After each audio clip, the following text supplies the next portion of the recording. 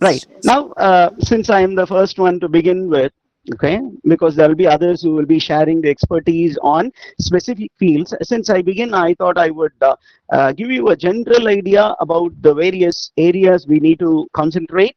And I'll also tell you what are the books to prepare for the various areas, and then move on to the areas that we need to focus for drama and poetry. So coming to paper 2, we have the code 30, and it is English. And when we think about the units, we have unit 1 as drama. It's very comprehensive because it's just given us drama. Now, when we say drama, we need to concentrate from the origin of drama. So shall we interact? I think people can, if possible, unmute and tell me, when we think about drama, where should we begin? Let's make it more lively. There must be newcomers, there are freshers, and there are people who have made 1 or 2 attempts. What is your opinion? Where should we begin with? Reality. To put you, I'm not going to give all the details because the time that is available with us is hardly 1 hour 15 minutes. I'll tell you where to focus, and if you need more, I'll try to help you off the class, okay? Maybe through the Department of English at Sita Lakshmi Ramaswamy College. Through them, because they are the organizers, I'll be able to share some study materials, and because those are collated and compiled, I'll be able to share through them, or you can contact me also. Okay, I'll be very generous enough to help you out. That is how I am. Now coming to drama, we need to begin with Aristotle. We need to think about the people who wrote tragedies and comedies in the Greek world. Okay, we need to think about, when we speak about Aristotle, what is a famous book where Aristotle gives the theory for drama? Poetics. Yes. Excellent. So poetics is the work, and we need to have a bird's eye view of poetics, the various definitions or various definitions of tragedy, comedy, and poetry. And we need to find what is the definition of tragedy according to Aristotle. And what is the definition of tragedy according to Aristotle?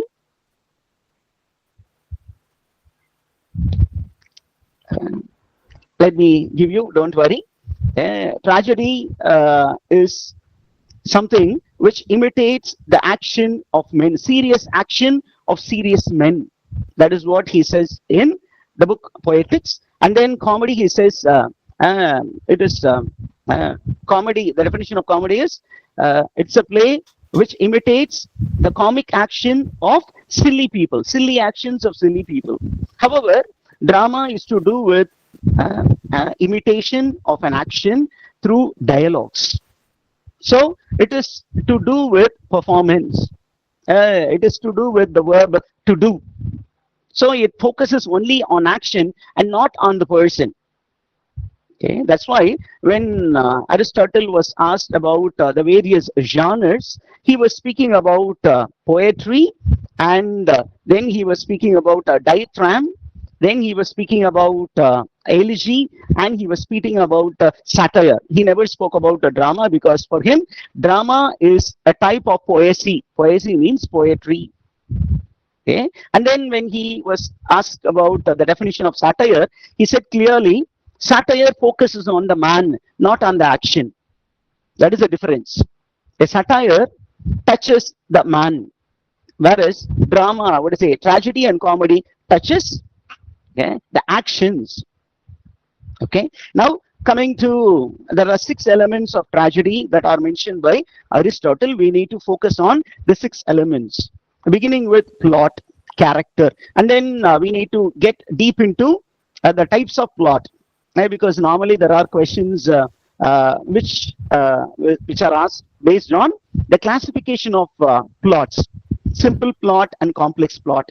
So you need to focus on what is the definition of a simple plot and what is the definition of complex plot, and then the elements of a plot.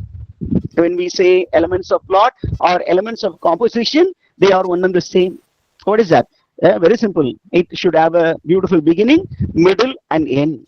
And then he proposes the three classical unities. What are the three classical unities?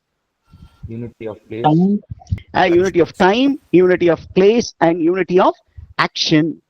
So, good tragedy should follow all these three. Okay, those plays which follow all the classical unities are called classical plays. And in poetry, when you're studying, you need to categorize those poets who are called classicists and who are called neoclassicists and those who are called iconoclasts, those who are called the breakers of tradition. So you need to categorize all the poets whom you come across under these three categories. Those who are the ardent followers of the rules and regulations given by Aristotle, the Greek masters, and the Roman masters. Okay, Aristotle in the Greek world. Then when you go to the Roman world, you will have Quintilian, you will have Longinus, who spoke about sublime and the five categories of sublime. Okay, then you have to think in terms of uh, you have to think in terms of other Roman masters. You will find all these books in B. Prasad, an introduction to literary criticism. That's a very good book to begin with in the beginner level, and then you can develop more on that to understand the basics of drama. And there is also books on the theory of drama also, which is available online. You can buy them. Now, when we think about drama, then we need to think about how drama evolved. In what context did drama evolve? Is there anybody with any information about the background in which drama evolved in the Greek world?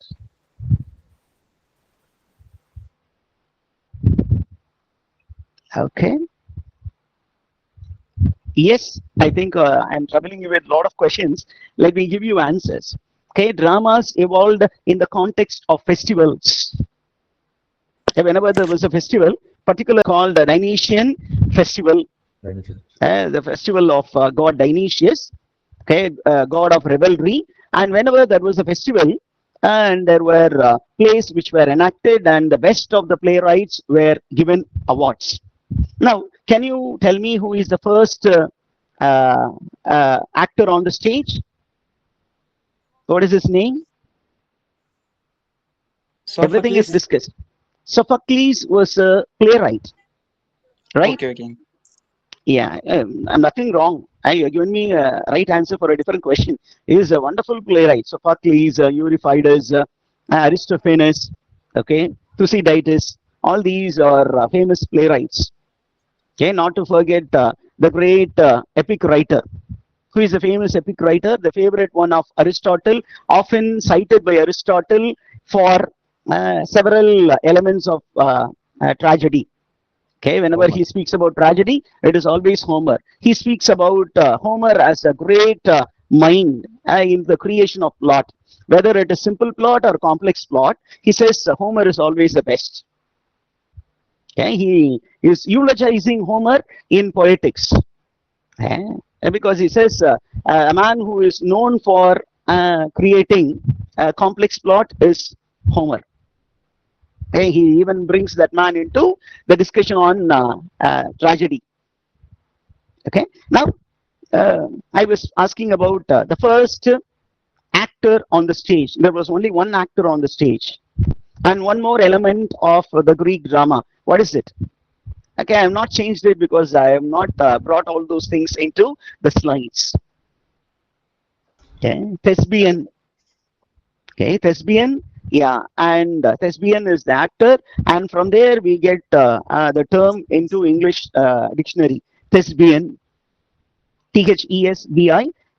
Thespian. He was the only actor, and there was one element which was having an interaction with the one actor on the stage, and that is the chorus. So that is the greatest element of a Greek theater. Initially, there was a chorus which was on the side stage, and there was one man who was playing multiple roles. And you will have Aristotle in Poetics speaking about the contribution of various playwrights towards the development of Greek drama. So please get to know the book Poetics. Okay, and think of the elements of a plot like reversal. We call it as peripeteia, anagnorisis, all these Greek terms. There are some 12 Greek terms which are discussed in the book Poetics. Okay, it's very simple. How to find them? You may ask me this question. Google, just go to Google and type the Greek terms introduced by Aristotle in the book Poetics. You will get all these terms. Just make a note of them and have them in your what do you say, that in your diary or in your card, and just revise them, and then you will be prepared for the exam. Now, coming to from the Greek world, another element of the Greek world, before I could forget, let me put it, there was no formal stage. There was only there was something called open stage. It was a natural stage. On three sides there was mountain, and the mountain was in such a way arranged to be open, what do you say, amphitheater. Okay, the plain was the plain facing the mountain was used as a stage, and people were seated on the slopes of the mountain. Okay, the same structure was carried over to the Roman world, and then when it went to the French world, and at last it came to the English world. The globe theater was modeled upon the Greek theater. Okay, on stage there was a stage, and there was something. What is the specialty of the globe theater? Let us go like this. There was a stage, followed by a pit. Okay, pit is occupied by groundlings.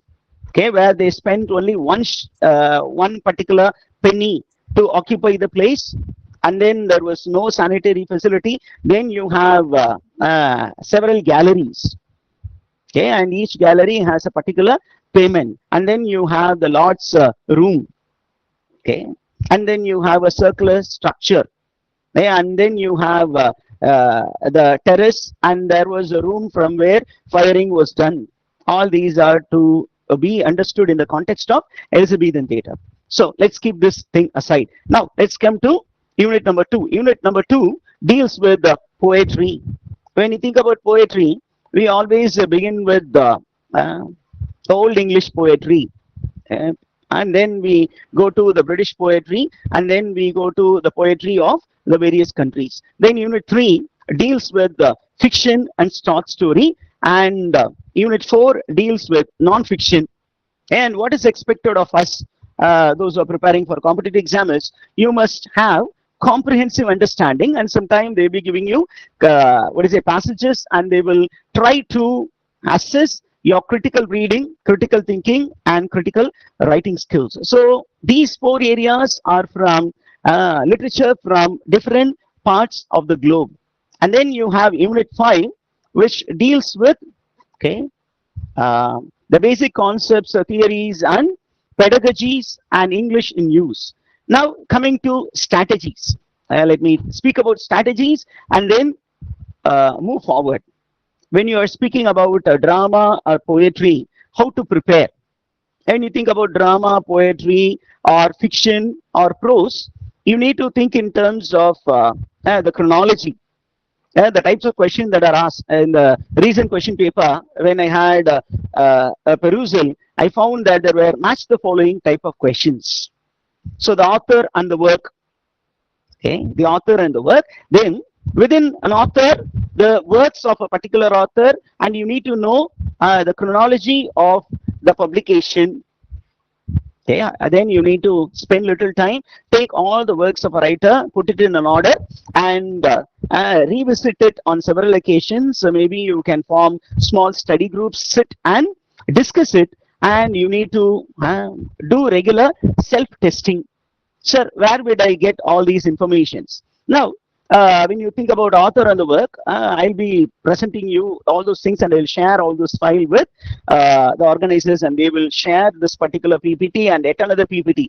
I have some 700 plus slides with me. I don't think the time will be sufficient enough to share all these informations orally, but certain informations you can read through and you can always get back to me in the mobile number there or in the mail ID there. Okay. Now, other than that, how to prepare yourself is to look into this particular website.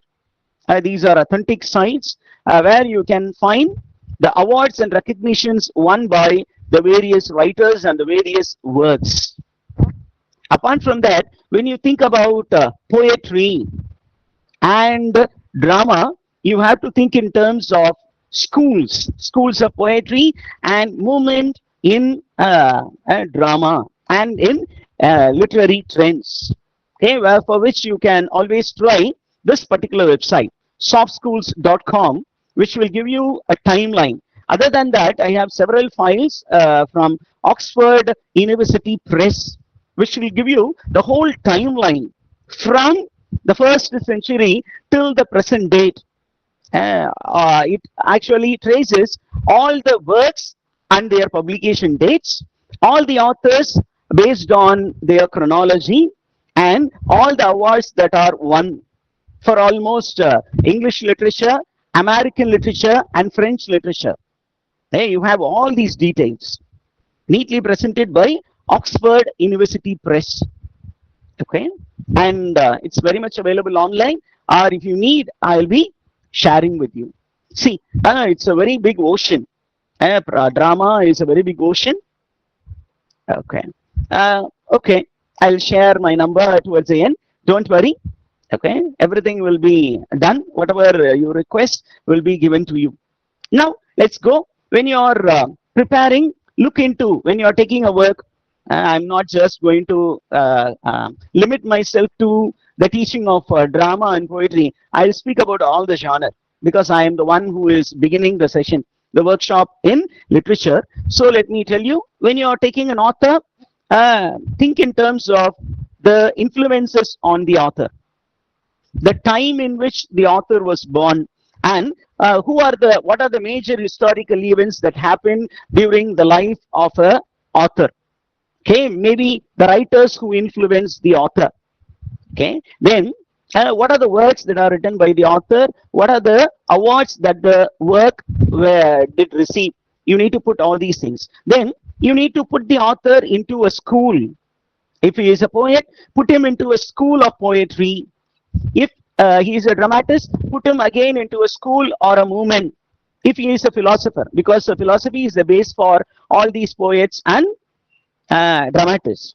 Based on philosophy, they write a particular poem or novel or take prose.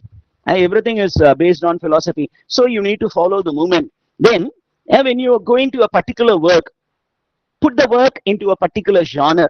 Suppose you are taking a poem.